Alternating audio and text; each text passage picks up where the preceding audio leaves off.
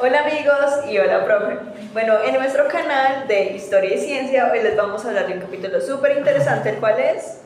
El recorrido por la historia de la hematología. Bueno, como siempre, su bacterióloga de confianza Daniela y su otro bacteriólogo de confianza, Juan Sebastián Urrea. Bueno, vamos a empezar desde tiempos remotos, desde antes de Cristo. Empezamos por Egipto, que va desde el 2700 al 1550 antes de Cristo. Bueno, aquí, pues por las guerras que había y todo esto, se hacían heridas muy graves, por lo cual se agravaban mucho. ¿Cómo hacían para cauterizar estas heridas? Bueno, principalmente era por medio de hierro o metal, que lo calentaban, lo que hacían era ponerlo encima de la herida y la cauterizaban, o por vendajes comprensivos. También lo más casero, natural, eran las hierbas que detenían la hemorragia. bueno, esto pasaba en Egipto, pero no era la única parte donde pasaba. Teníamos otros lugares donde también se usaban técnicas así similares. Por ejemplo, tenemos India. Esto nos podemos llegar a remontar al año 1500 y al 800 antes de Cristo, o sea, hace mucho. Bueno, entonces, ¿qué usaban? Usaban también instrumentos que fueron descritos o se encontraron en el libro Surruta Samhita, que es como un libro de medicina hindú, así súper importante. También tenemos que aprendieron a ligar vasos sanguíneos con hilos vegetales, entonces digamos esto fue como un avance, como comenzaron como a aprender a hacer las suturas. Bueno, luego también, como nos explica nuestro compañero que pasaba en Egipto, que cogían materiales de hierro y llegaban y los calentaban y los ponían en la herida, aquí también pasaba similar, pero digamos que tenía como un objeto más elaborado, el cual eran pues unas barras de hierro. Estos, por ejemplo, todos hemos visto o al menos sabemos que hay vacas que las marcan, así que calientan un pedazo de hierro y las marcan como para saber exactamente pues qué vaca es o por ejemplo su dueño. Entonces así hacían esto, pero no para marcar personas, sino porque descubrieron que calentando la zona y haciendo cierta presión podían frenar un sangrado.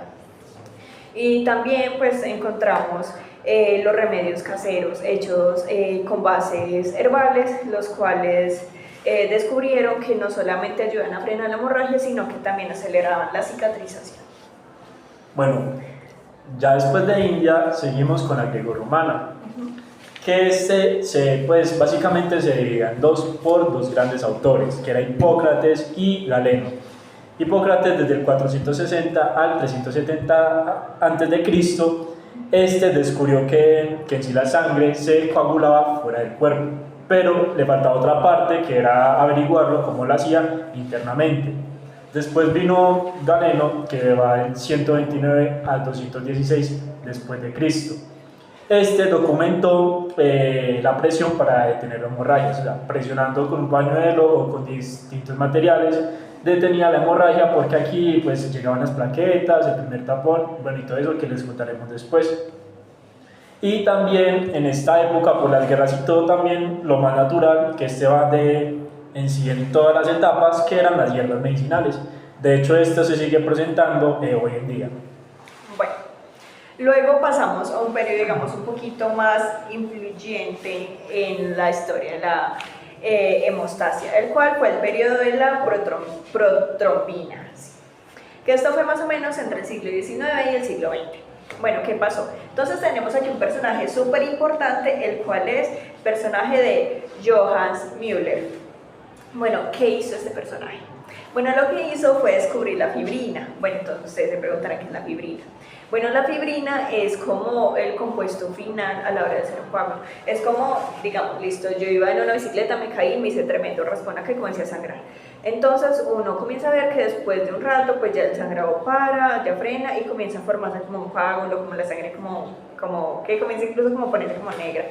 Entonces la fibrina es como la malla, como la última capita de ese coágulo. Entonces él la descubrió que era una enzima muy importante, que era como el producto final de esta. Luego tenemos a Alexander Smith, que él propuso que había otra enzima y le puso la trombina.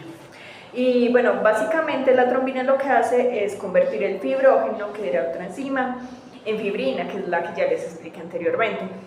Y también en esta describió que pues también podía existir una enzima que se llamaba protrombina. Bueno, luego seguimos a Dick King en 1936, y lo que hizo este tipo fue desarrollar una prueba que digamos marcó un antes y un después, que fue la prueba de tiempo de protrombina, y esta nos ayuda también a evaluar muchos trastornos de la coagulación. Bueno, luego tenemos a Paul Morawitz, que él estableció el clásico modelo de coagulación.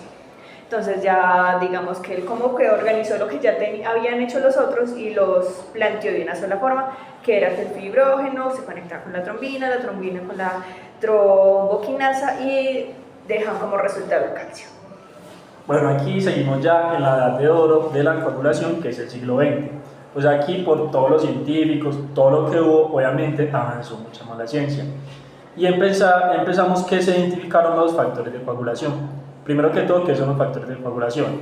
Factores de coagulación son unas proteínas que actúan sobre la herida abierta para así coagular la sangre. Estos factores pues se dividen en varios números, los cuales serían pues el 5, el 8, el 9, el 10 y el 11, que son las que se descubrieron en esta época. También se comprendieron las reacciones en cascada enzimática. ¿Qué es esto? Que no solo actúan las plaquetas en área abierta para coagular la sangre y pues que no salga, sino que también se utiliza, también van allí otros componentes como células y demás. También se perfeccionaron pruebas como la TPT, que son tiempos de tromboplastina parcial. ¿Qué significa esto? Que es el tiempo que tarda la sangre en coagularse. También se introdujeron anticoagulantes revolucionarios que ayudaron a prevenir enfermedades cardiovasculares. Esto es muy importante porque, como muy bien sabemos, en el corazón, en el sistema nervioso, se presentan unos coágulos que no permiten que la sangre pase. Entonces, al investigarse y descubrir estos medicamentos, pudieron avanzar y permitir que esto no haya en sí un coágulo, y que la sangre pues pueda en sí ser como guiada mucho más fácilmente. Okay. Bueno, y vamos a terminar con la época actual.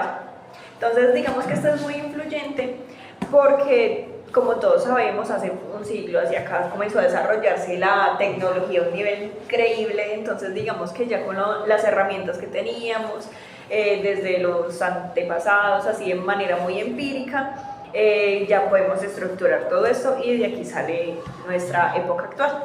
Entonces, lo primero así súper importante que desarrollaron las grandes mentes en esta época actual fue la identificación y producción de factores de coagulación por medio de ingeniería genética. O sea, súper importante porque digamos que nos ayuda a tratar enfermedades, súper importante.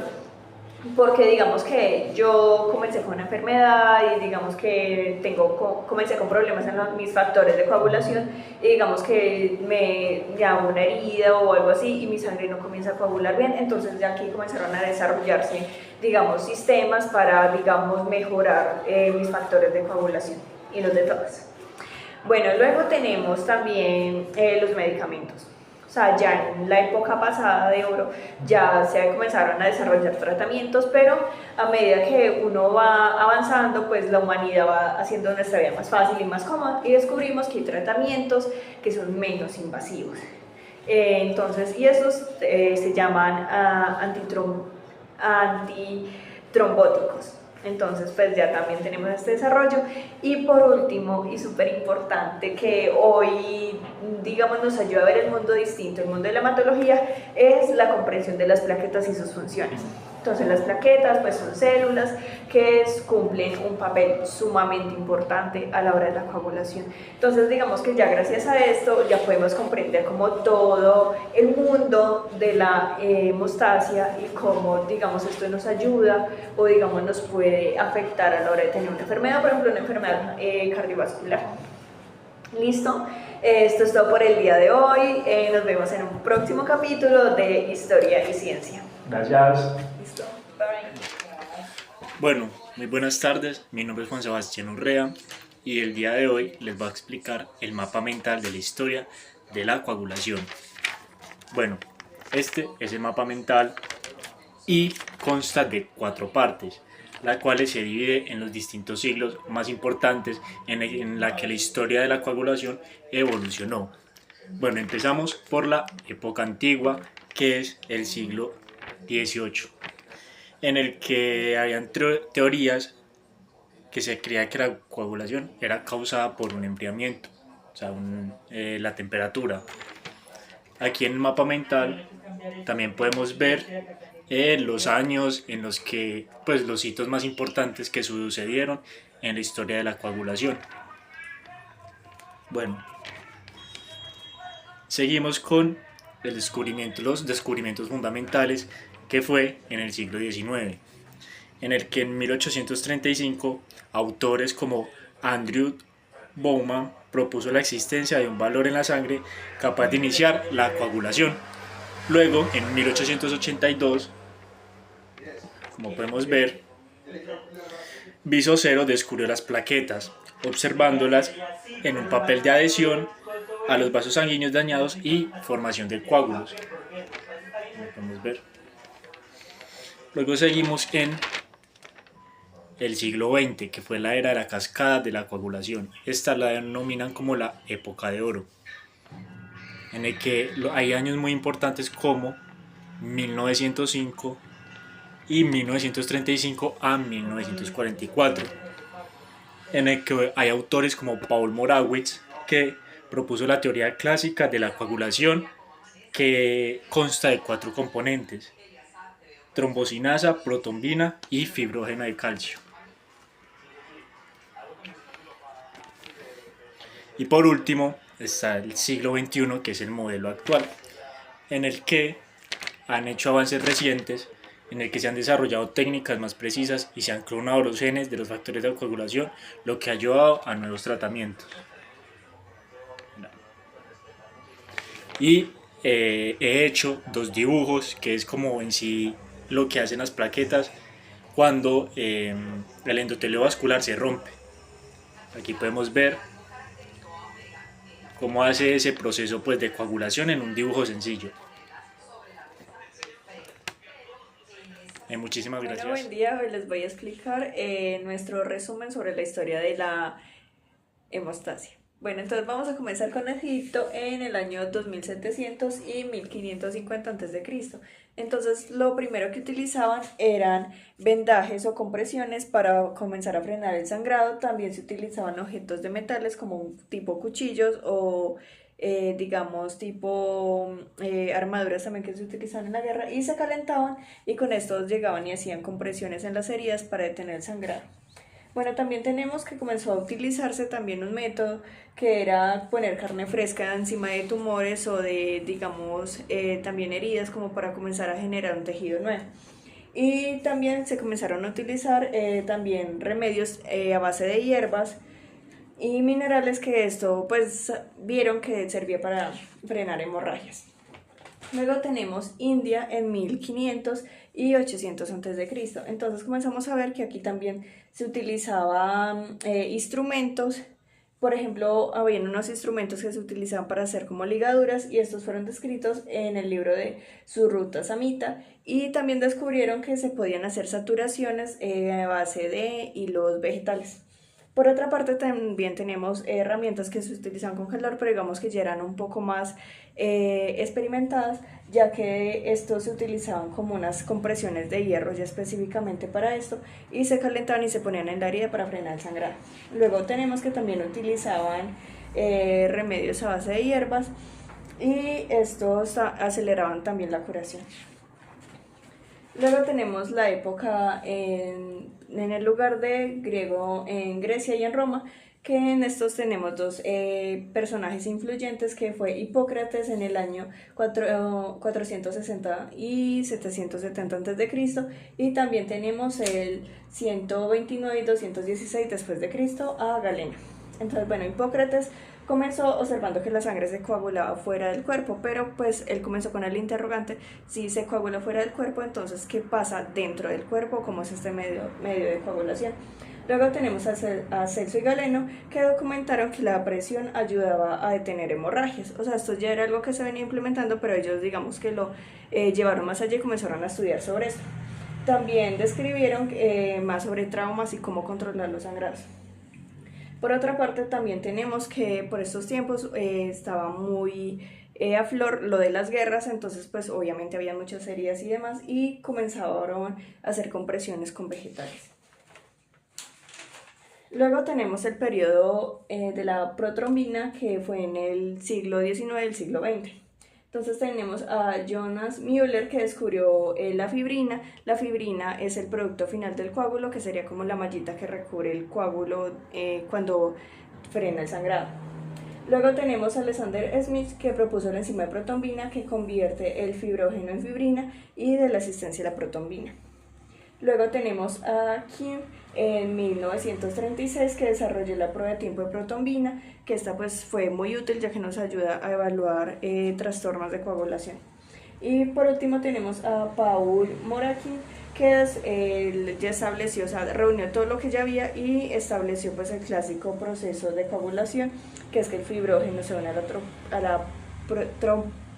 la trombina, de ahí a la tromboquinasa, y por último deja como resultado el calcio.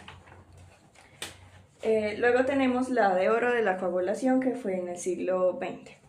Entonces acá ya comenzaron a establecerse los nuevos parámetros de identificación de factores de coagulación, y también tenemos que se comprendió ya bien la reacción en cascada enzimática, que esta es pues la reacción que se hace en el laboratorio pues para comprender todo el proceso de la coagulación. Luego comenzaron a salir a flote los anticoagulantes, que revolucionaron el manejo de los de la trombosis y la prevención de estos eventos cardiovasculares. También tenemos que se perfeccionó el método que ya se venía implementando, y el cual es el TPT, o tiempo de tropombina parcial.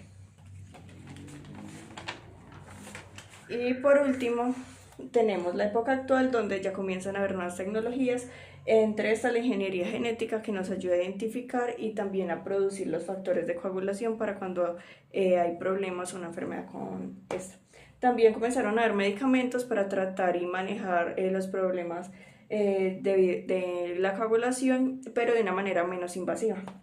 Y por último tenemos que ya se comprendió bien tanto la definición como el funcionamiento de las plaquetas. Muchas gracias.